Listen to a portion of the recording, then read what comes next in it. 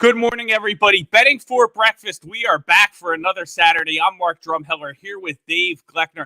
NFL draft season has really taken over the betting landscape over the past couple days. Obviously, all the action coming in the first round, most of it second round. Now we're in the day, the weekend, day 3 and day 4. The later rounds, not too much going on, but we're going to talk about some of the big winners in the draft, how that impacts those teams in the futures market going forward. And Dave, there was no bigger splash in Philadelphia than the trade of A.J. Brown. That really, Eagles fans obviously thrilled being able to obtain what I think is an elite young receiver in A.J. Brown, the couple with Devonta Smith. I wanted to talk to you first about just the impact on the Eagles in acquiring not only A.J. Brown, but using those first two draft picks to get Brown and then also get Jordan Davis. I thought it was a huge win for the Philadelphia Eagles, obtaining those two players. Yeah, it was a fun Thursday night. I tell you, Howie always makes it fun, right? As long as he has some first round picks or one, he's going to be doing something. He never stays put. He couldn't even do it 15, 18, 19. They didn't pick from any of those spots. He finds a way up to 13. He finds it. And once 13 hits, and listen, I think he was going Jameson Williams. I still deep down inside believe he was going Jameson Williams there. I think they traded right before Detroit picked at 12. And then he's like, you know what? Screw this. I'm going to get the big guy because I know he's going to Baltimore in every projected draft. So I'll go get the big guy. And then let's pull this trigger on A.J. Brown. And it pertains to Brown. Yes, I agree with you. He's one of the premier young receivers in the league. I'd take him over DK. He's Justin Jefferson still bites you, but I mean, he's in that class. Yeah. There's a couple, 3 there, young guys. And you're not getting an A.J. Brown at pick 18.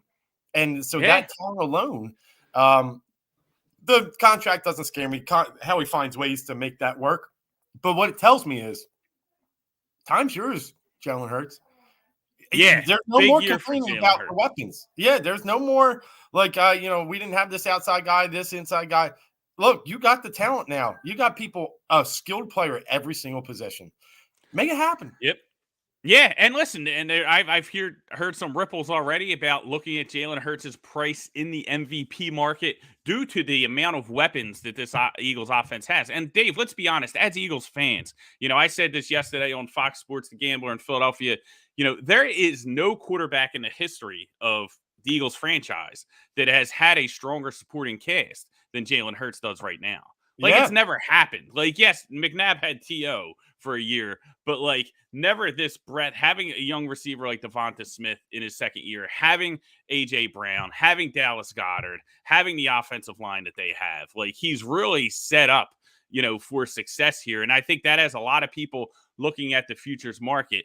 It's funny. I did hear something yesterday, though, talking about, the Jameson Williams thing. And what I heard was the deal was completed the day before the draft. The contract was worked out on draft day. So that was kind of like the delay in getting it announced was they had to make sure that contract was finalized. And it makes sense because it was funny because we heard in through the rumor mill, obviously lots of stuff flying around. Some of it sticks, some of it doesn't. But we heard, they're moving up in the top 10 to get Jameson. They're moving up in the top 10 in Jameson. And then I felt like the day before the draft, the narrative shifted to they're moving in the top 10 to get defensive line. They're moving. They could get Thibodeau. They could get, they're going to move in. And we know that how he was moving. We know he was wheeling and dealing, but we really didn't know how it was going to end up. And we didn't expect A.J. Brown. But I think it's a huge impact for the Eagles. I want to talk a little bit about the futures market and how it impacts it because we've seen some movement already. I tweeted out, right after the draft, after the Brown trade was announced, I put Eagles plus 300 to win the NFC East. Something to keep an eye on, right? We've seen some movement down to 275 today on DraftKings as of this morning. I think that it's still great value for them to win the division. I know that Dallas is still the, considered the betting favorite, but I think this is the Eagles division to take when you look at what they did, getting Nakobe Dean, shoring up the linebacking core. Yes, they have some holes in the secondary still, but there's still some time, before we kick off in September to kind of fill those gaps. And I think the defense from a linebacker perspective looks much better up front. Sure, the secondary is a weakness, but when you have an offense with the type of weapons that they have. The NFL is an offensive league. I like the Eagles to win the NFC East. Wanted your thoughts on that. Plus, the win total at 8.5, I think, is even better value. The over's at plus 120. I think that there is some edges in the market early on the Eagles. You're going to see that adjust probably in the next week or so. Yeah, I think you got some good points there. Pound the over. I think 8.5 is a really good number. Last year they did win. What was it? 9. I mean, they gave away the last game of the year, but they won 9. Yeah. No last place schedule this year though. That's so what the schedule does get tougher. Yep. It was a weaker schedule, but let's start with your first question about the division, right? And let's just go back to the history of the NFC East.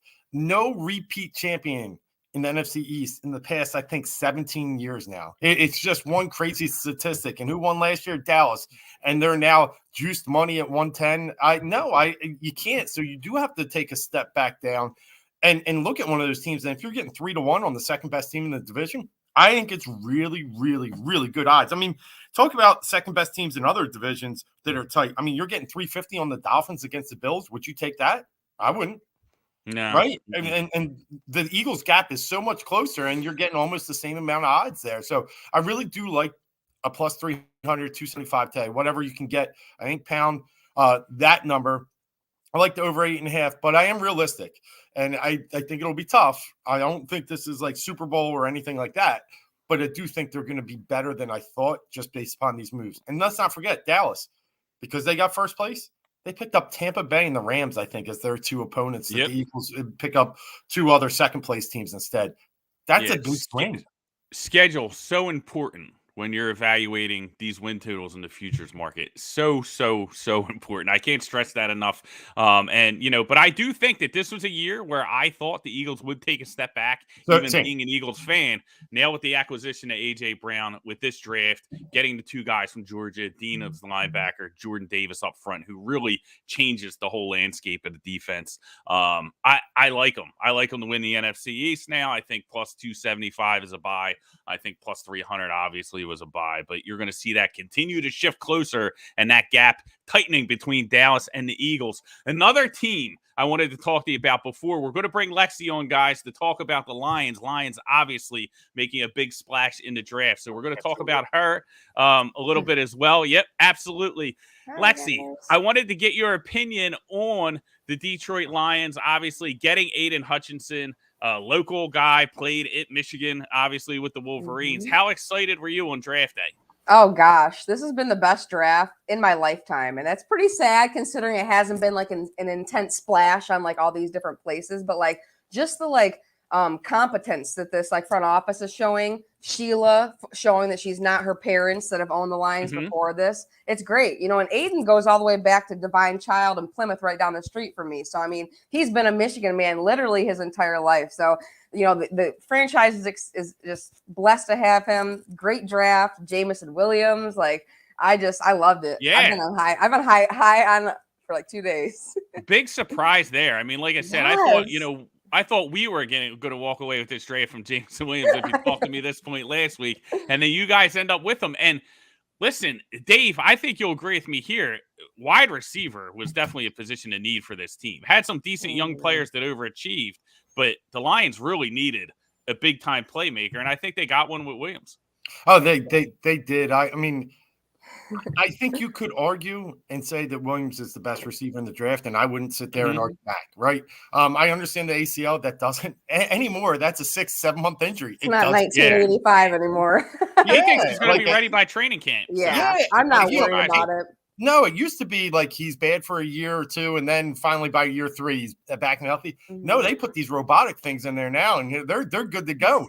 Science is beautiful. So I love the Jamison Williams pick. You had St. Brown, like we said, but he's more that shifty type guy. Now you have this long athletic speedster to pair with him. Love it. And yeah, Detroit's been hitting home runs, I think, all along. I mean, you got Aiden fell in your lap because I can't believe it still. I really can't. I think Jags fumbled the bag big time, but we'll see. I think they fumbled the bag. I think when you think ceiling and you look at guys like Bosa, you look at Chase Young, you look at just what that position can do. And I just like athleticism a little bit more than sheer force. Well, I know his like arm length and stuff was like a problem, but it's like the kid has heart, the kid has passion. Yeah. You can't teach the love of the game, and I rarely see people with more passion than Aiden like for football. So I'm ready. Yeah, I think I'm excited. the biggest issue I had with the Jags taking Walker is like, you know, you want to shore up the offensive line. Like, it's really like for the Jags, it's about Trevor Lawrence. And then, you know, you bring in this coach who's won the Super Bowl, who's supposed to be changing the culture of your franchise.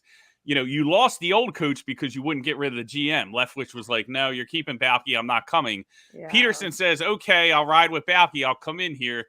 I'd really like to grab this offensive lineman. I've won a Super Bowl in case you didn't hear. And they're like, nah, we're not going to listen to you. We're going to take Balky. We're going to take this project because the Jags have such a great track record of developing prospects, right? like that's the kind of thing. It's like franchise awareness. Like if you're Jacksonville, you want the plug and play. Like you want the high floor guy, not the high ceiling guy. You want the high floor guy because of your track record. And, you know, and so that I thought was kind of crazy, but good for the Lions. The Lions go out and get Hutchinson. They get Jameson Williams. You know, what are some of the holes you think they still need to fill, Lexi? Just the depth. Just having depth because, I mean, I swear it's like we're always plagued with some kind of in the quarterback. That's what I was waiting to hear. I know. My boy Sam's still out there. Sam Howell, Malik Willis is still out there. Now, give me No, wrong. Malik went. He went yesterday to the Titans. Late. Yeah. So they all went off the board. So Good Ritter, for him. Good for Ritter him. went to Atlanta. Okay, I Willis fell went asleep to early. the Titans, and then who was the other one that went? No, Corral went. Ritter. I thought Hal's still there. Corral. Yeah, Corral went Howell. to, Okay. yeah, I Corral wouldn't went to mind Carolina. that at this point, but defense is really what I want to build. Special teams, maybe get some more depth in there.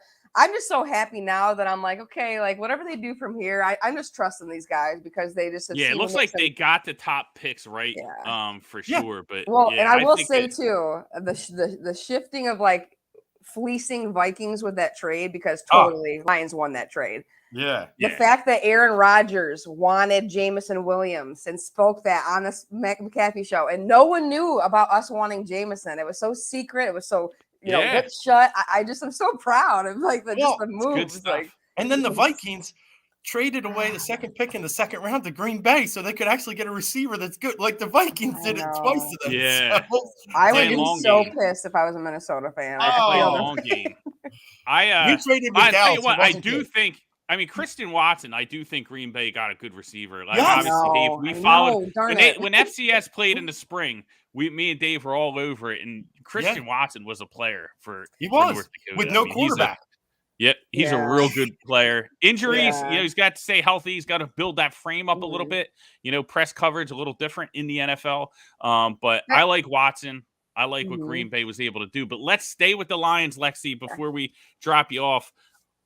The win total, I want to say it's what, 5.5? Is that what the Lions are? Yep, 6. So it's at 6. It's jumped up to 6 now. So do you think the Lions can get to a 7-10 season led by Jared Goff? I do. I mean, if you watch the second half of the season and you watch when these injuries were kind of going away and people were coming back, he was making sometimes he makes some boneheaded decisions and I'm like scratching my head like, okay, what kind of throw was that? But then you watch some good dimes, some good decisions. There's stuff there. And I think that this regime is trusting in him to build these offensive weapons and give him the ability. Now, this year, if he just drops a dud, having all this talent now, then we know. Ship him out after we're done with the contract and we'll find someone else. But, like, I think they're having confidence in him to at least give him the ability to show his talents and be able to lead. I think they did a good job building up the offensive line last year. Now they're starting to add some pieces to get Williams. Obviously they have Swift. If he can stay healthy, they have some pieces there. Hopkinson, obviously the tight end. So it's going to be a big year for him. I would just like to see them have something in the wings that they can develop behind them. Like I don't want the Jared Goff experiment to go too long. Like I'm only concerned because the GM does like him. Like the GM was part of drafting him with the Rams. So that's the part. But I think that's 6. I mean, I think I'm it's a a good hold on number. 6. I'm a hold Yeah. on 6. Like I think that it's I wouldn't jump it either way. I think that's probably a very good number right now. I think that Lions team is up and coming, but Double the wins from last year. Let's go. yeah, and I think 6 is a good number. Yeah, I think to get to 7 might be a. I still think the Bears could be okay. I think Fields, they need a little talent on the outside, but yeah, well, they have no Green Bay's- drafts. So, they got Brisker. They got the kid from Penn State to help the defense a little bit, which needed it. That defense, like people think Bears defense is great, but their defense is I not thought good. they were going Dean at one point, and they didn't. Yeah, I can't believe he's linebacker central. Yeah, he's got to have some injuries, like recurring injuries and stuff. Like, did he end up getting picked last night? Yeah, we got him. Dean? Yeah, we got him. Oh, Jacoby. Oh, you guys yeah, got we that? did. Yeah, we did. Yeah, I fell asleep at 9 p.m. on a Friday. I miss everything. Wow, I'm so jealous. You're like an old lady. I think that, I think he's going to be a steal. I think that his injuries aren't going to be a problem as everyone thinks. I'm shocked that he landed. So good for you guys. You guys had a killer draft too. Go for you. We did. And the funny thing about Dean is I guarantee you we don't pick him if he's healthy. Like Howie's this type of guy that he's a reclamation. He's like, I can get a discount. Yeah. Sidney Jones. I got to get Sidney Jones. He had to teach you guys. A little jealous, guys. A little jealous. I finally got a linebacker only because he was hurt. Awesome stuff, though. I can't wait for the season. Lexi, it's going to be so much fun. Lions, right in the mix. Not going to be at the top of the draft next year. It doesn't look like they have enough talent to get it done. Seeing that win total move to 6 is definitely a step in the right direction. Can they get to 7 and 10? I hate saying they need to go back to 16 games. I don't like it. I know. It's 7 uneven. and 10. And I hate it. It kind of messes with me mentally. But you can never be 500. So it's what is the Yeah, but I think that everybody can agree that the Lions franchise is moving in the right direction. No more Matt Millen, right? We can kind of erase Don't that kind of the stuff. pencil heads name, please. Well, they were talking about it because they were talking about, I guess, runs on receivers, and they brought up Matt Millen on the draft, and I was like, because they kept taking the wide, Mike Williams and all those guys and Rodgers, but. Listen, things are going in the right direction. It looks like they have stable front office now. They're making the right moves. I think they just need to fill in some pieces and figure out a long-term plan for the quarterback. But good stuff. Good stuff. It's going to be a fun year, Lexi. So thanks for joining us, definitely. Thanks, and we guys. will talk some more about the Lions. Dave, I wanted to talk to you about the Tennessee Titans, the other side of the Eagles draft, because I think this is fascinating, right? We talked about the Eagles getting A.J. Brown, and boom, the market's going to be on the Eagles. We want to look at Jalen Hurts MVP a little bit, right? Not a little splash. We don't want to go crazy, but, Eagles division, we think, win total, I think is probably the most solid angle there. Our guy Arroyo checking in here for the Philly homers. Absolutely, buddy. Listen, we got to enjoy it. When we have a good draft, we haven't had good drafts every year. We got to take advantage. But so it's nice to go out and get a player like A.J. Brown. Arroyo, our guy.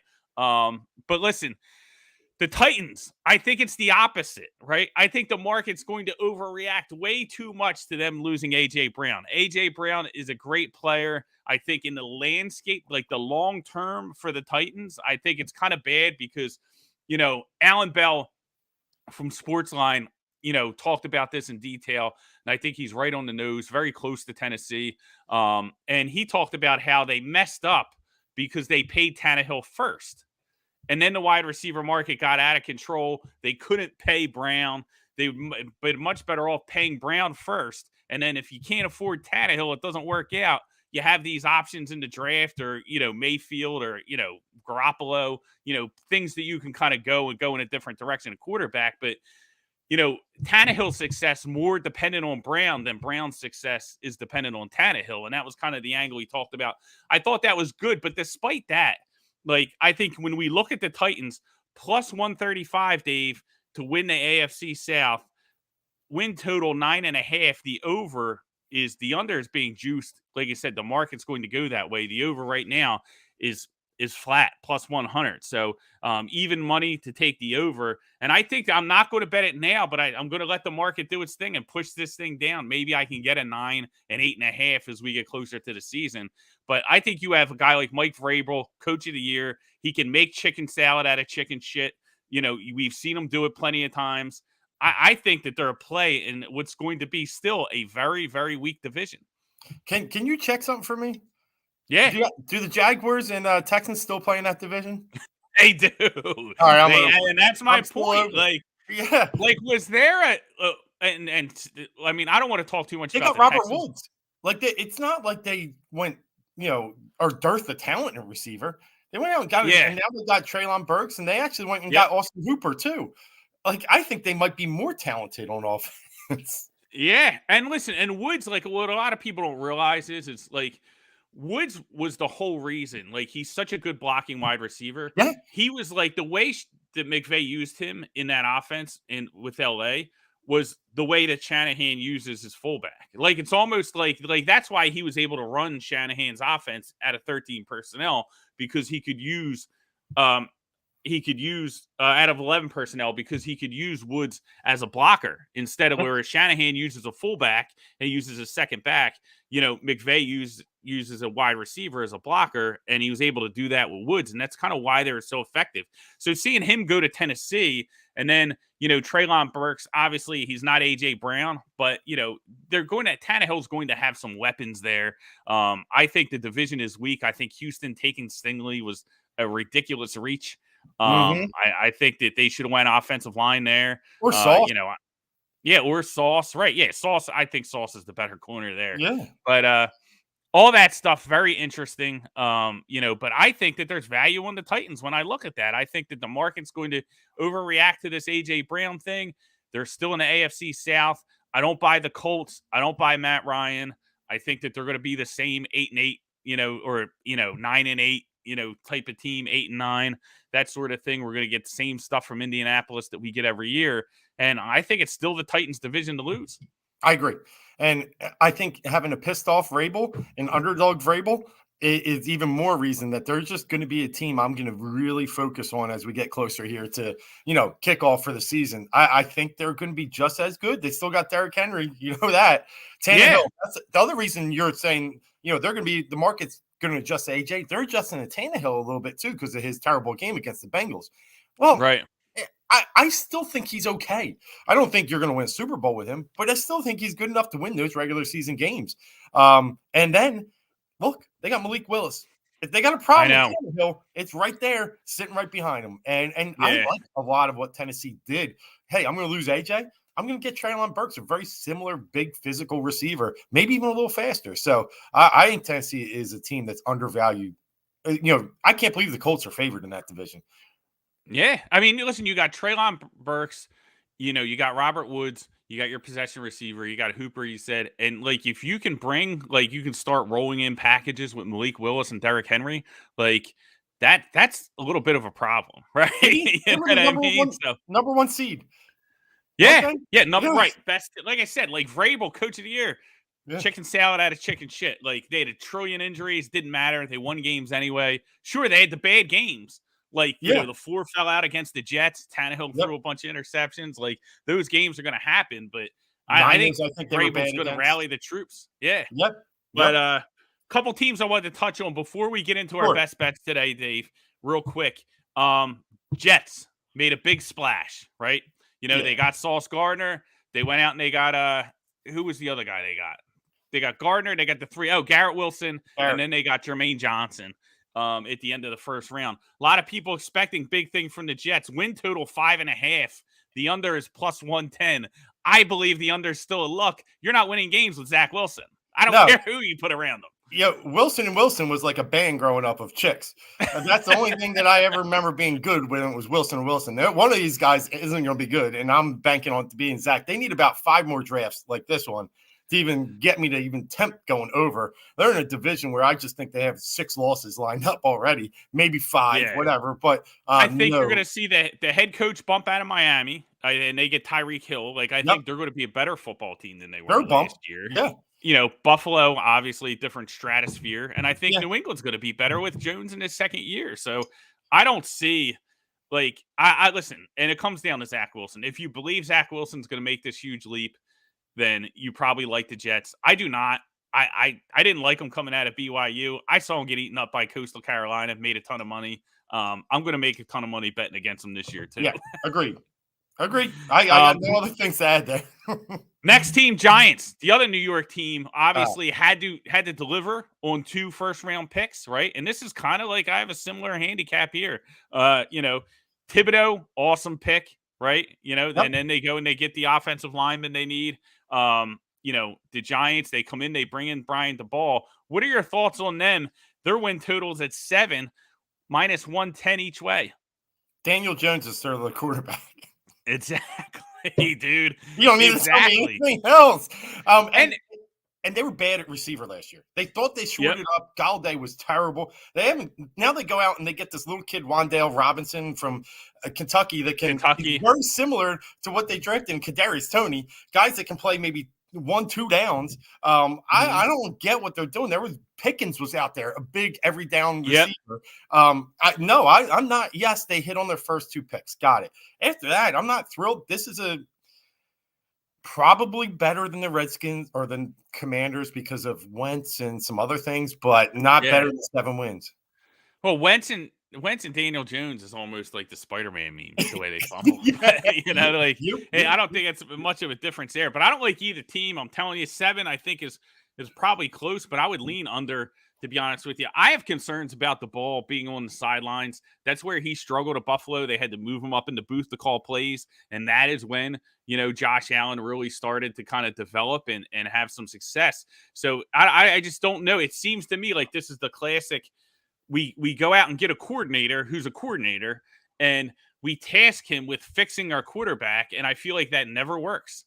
Like it never works in the NFL. And they've done this 3-4 times in a row since Coughlin. I mean, McAdoo, they had instant success, then he ripped that thing down, trying to start. I think it was Geno Smith over Eli, and then obviously the disaster they had last 2 years. So it just hasn't worked. I agree. Yeah, one team I thought that did have a great draft was the Baltimore Ravens. Yes. Got rid of Hollywood Brown. Lamar Jackson obviously not happy with that. But because he was very tight with Hollywood Brown. But I liked Hollywood Brown coming out of the draft. I like him even less now. I just don't think that he was the answer there. And then he goes to Arizona, but Baltimore obviously has a strong draft again. They get the kid Lindenbaum. Yeah, they get Hamilton. Right. So they had a huge draft. Masterclass is always on draft day. They're plus 225 to win that division. It is a tough division. The Bengals with Joe Burrow, the Browns with Deshaun Watson. It's going to be like murderer's row. But I think there's value there, plus 225 to win. And then people are on them now. It's 9.5 the win total, juiced up to like 140. I like it. I think you better get it now before it gets to 10. Pay the 140. And last year, I mean, it was a lot of Lamar being hurt. And it was a lot of everyone else being hurt too. And that too. Defense. And, Hollywood was hurt as well. Offensive line. Yep. Yeah, so I like Baltimore. I like them a lot. I think they're going to be hard to score on. I mean, they had a pretty aggressive top 12 D, I think, in the league, and it just got way better. Way better. Yeah. I think Baltimore is definitely a play. Before we get out of here, Dave, let's get into our best bets. I'm going to let you kick it off with some baseball, right? Hitting the diamond. Yeah. 2 quick things on the diamond. Listen, as long as he's in the MLB, I will bet against him. And Vince Velasquez is somehow still in the MLB, pitching for the Chicago White Sox today. He gets a matchup against the Angels. Angels have been hitting. They've taken advantage of some bad pitchers. You got Ohtani there, Trout. They got a kid that's leading off that's just tearing the cover off the ball. It's an outfielder. It'll come back to me. But Stassi, the catcher, they're good. Let me go over the run total in the first 5 innings. You're getting plus 130 for them to score 3 runs in the first 5 innings. I like it. I think they attack Vince. Vince doesn't get through 3, throws too many, balls, walks too many people. I want to attack the game itself. Angels are dogs, but let's just go after the runs. And then secondly, if you're going to get some plus money, let's spread a little bit of big money out. I think the Giants respond today. They had a bad game last night against the Nationals, but Logan Webb, one of my favorite pitchers in the MLB, just a machine. This guy's been going 7 innings early in the season already. I think he goes deep in this game, shuts down Nationals. They're throwing 8 on, whose ERA is near 7. It's plus 210. I mean, it's minus 210, but I'm willing to pay it. I don't like run lines. I'll go money line. Love it. Absolutely love it. The Giants punch it in. Let's make some money. I'm going to go over to the USFL for my best bet. New Orleans Breakers tonight taking on Birmingham Stallions. Two of the only 2-0 teams in the USFL. And listen, I laid it with the Breakers at -3. It is all the way out to -5 now. I make the game -7. I would bet it up all the way up to that point. When I look at these two teams, the Breakers, very dominating defense. They showed last week in their 34-3 win they can score some points on offense as well. But we saw the defense 6 sacks against the Stars in week 1, shut down Todd Haley's offense to 3 points last week. The front four is just incredible. Davin Bellamy, those guys get after you. And that's going to be the difference, right? We look at the Birmingham Stallions. Yes, 2-0. They've scored some points, right? They're really the over team of the USFL. 28-24 in week 1 win, and then in week 2, 33-28. But when you look at their games, right, the offenses that they played are not good. So they let up 24 to the Generals. The Generals ran the ball 24 straight times in the second half in that game. That kind of tells you a little bit about the Birmingham defense. Birmingham was able to get away from the win, but the next week, the New Jersey Generals won 10-6 against Michigan, right? So this is not a great offense. And, they still put up a ton of points against Birmingham. You look at last week, they let up 28 to a Houston Gamblers team that scored 17 in week 1 against Jeff Fisher's team, right? Against the Michigan Panthers. So, and that was with a defensive touchdown. Clayton Thorsten, Houston's quarterback, leads the USFL with 4 interceptions. He's lowest rated in completion percentage, lowest rated in pretty much everything, right? So Sumlin really doesn't understand that he has a running football team. And, he keeps putting the ball in Thorsten's hands. He keeps messing it up. I don't think Sumlin's going to get it. I think the offense is just bad, but they were able to score a ton of points against Birmingham. That's kind of my point. So I think the Breakers here are going to be able to score, and I think they're going to be able to win with margin because they have the best defense in the USFL, so they're going to be able to get stops. I bet it all the way up to a touchdown. I like the Breakers. That's my best bet. I love it. I had them last week. That got juiced from what? It opened at 1 or pick them all the way 3.5 by game time, and I had to sweat it out. But they did get that dub for us, brought us some cash. So good picks again last week. Let's get them again today. I love it. Yeah, I'm excited to see these USFL games because now we add 2 weeks. I can kind of make numbers. I can really kind of have my power ratings going. I feel like these next couple weeks are really going to be able to take advantage. So, guys, make sure you tune in. Download the Sharp app, right? We'll be back next Saturday. But, guys, download the Sharp app. Top Props is up like 90-something units, right? You can get all that content in the app. So download the app. The link is below. All my USFL, UFC picks are in there for tonight. In the subscription, but go in there. It's the free Discord. The link is below. Go in there. Let's talk about these games. Let's sweat them out. We're going to have a lot of fun. You can get Dave's MLB action over at Win Daily Sports, so make sure you hit them up as well. But guys, we hope everybody cashes in. We're going to have a ton more football, USFL, NFL, NBA playoffs, everything coming up in the next couple weeks. So we will see you then and cash some bets.